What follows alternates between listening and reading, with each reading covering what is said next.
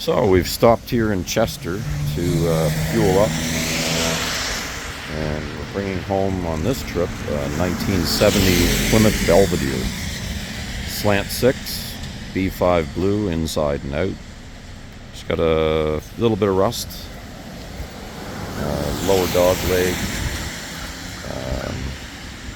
but the interior is phenomenal.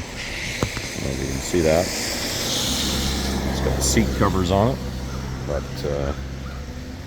yeah, really nice old car. A bit of work. I've already got a pair of bumpers to go on it, and I'm going to do a bit of rust repair, like I said. Some odd spots that have rusted, like this tail light area. Usual spot like the lower quarter.